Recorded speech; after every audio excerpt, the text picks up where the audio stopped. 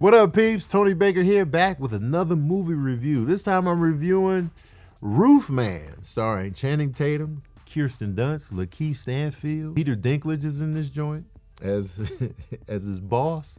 I went into this movie completely blind, okay? It's a movie about, after escaping from prison, former soldier and professional thief Jeffrey Manchester finds a hideout inside a Toys R Us, surviving undetected for months while planning his next move. However, when Jeffrey falls for a divorced mom, his double life starts to unravel, setting off a compelling and suspenseful game of cat and mouse as his past closes in.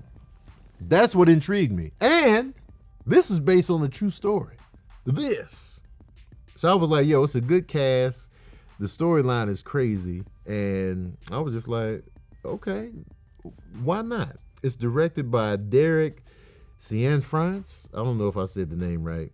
He actually directed Blue Valentine, The Place Beyond the Pines. Those two movies both had Ryan Gosling in it.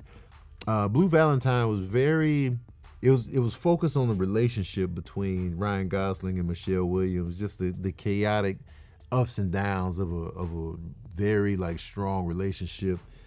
And The Place Beyond the Pines also was focused on relationships within a life of crime and how that affected one person and then the children of those people too.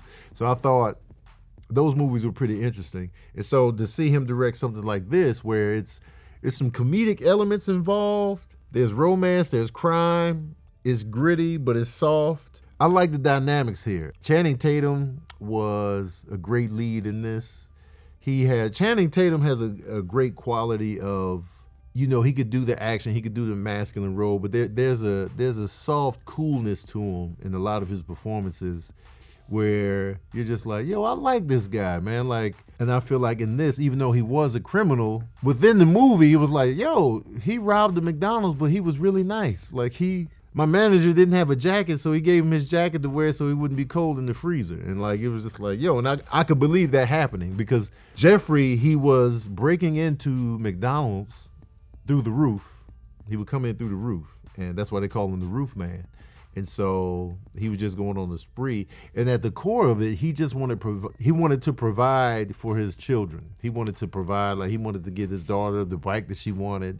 He was just trying to get his money together, doing it wrong, but at the core of it, his intentions were pretty pure, but he was a criminal. So it was that thing where you kind of feel sorry for the guy. You're like, yo, man, he just wanted to get his daughter a bike. He robbed us. Yeah, but he's a nice guy, man. He gave you a jacket for the freezer. So when he's hiding out in this Toys R Us, Kirsten Dunst works there. Peter Dinklage is her supervisor. He's just watching them night after night while he's eating peanut M&Ms.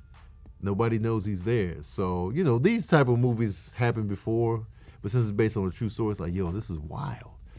So he's just watching, and then he gets involved with this girl because it all started because she goes to this church, and she was in charge of the toy drive. And so he was listening in, and he was like, yo, I can donate the toys.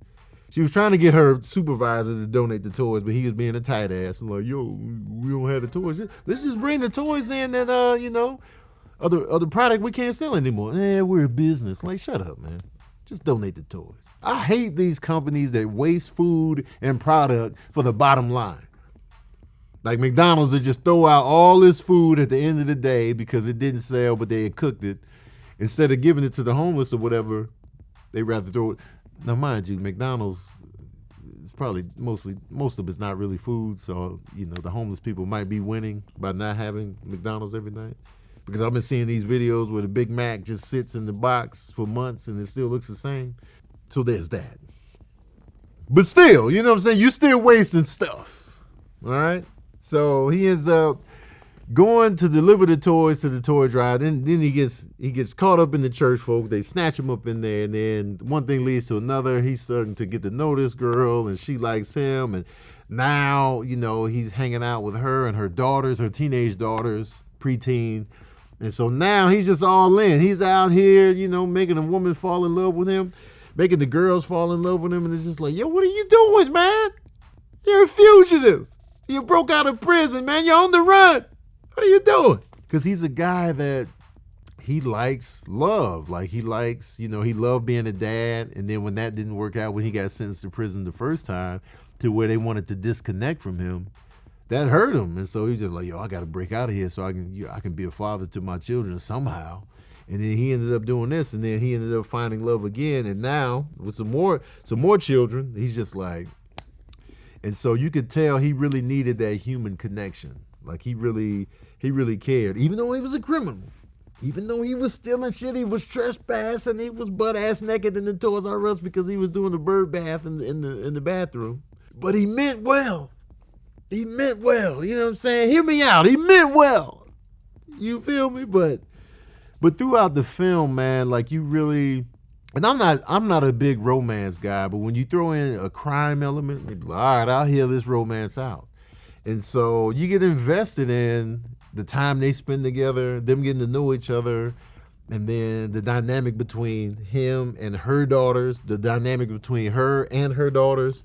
It was just like interesting to see. Like I was all in. I was entertained. I was charmed. I really wanted to see how he was gonna get out of this, because this is like the softer side of the movie Heat, where you say you never get attached, man. If you can't walk away from something in 5 seconds flat, you know what I'm saying? Where was the Robert De Niroism, man? You're getting attached.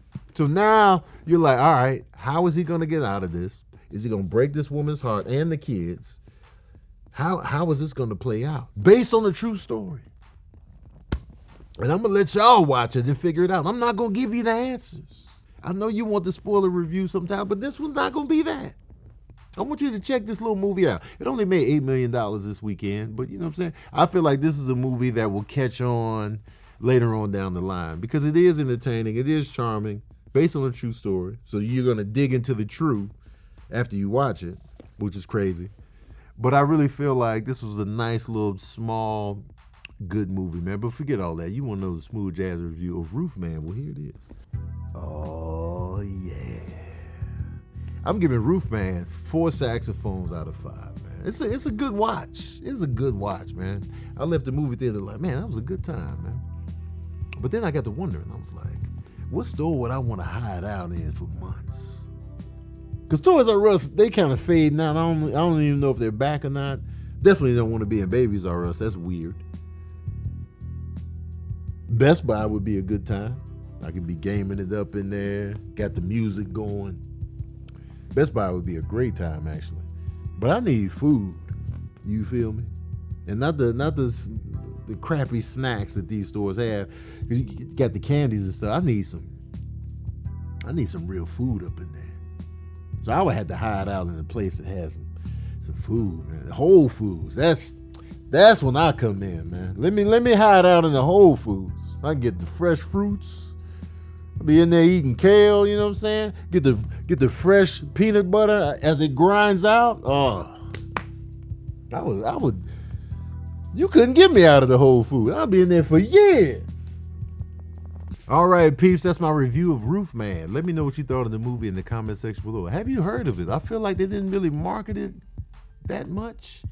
I saw a billboard in Hollywood, and then I just looked it up myself, but that was it, you know. Now, mind you, I don't really watch trailers anymore, but still, where was the promo?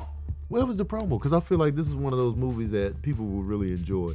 But that's neither here nor there. Let me know what you thought of the movie in the comment section below. And I want to know, what store would you hide out in for months? Let me know in the comment section below. Don't forget to like, share, and subscribe. And as usual, we out here.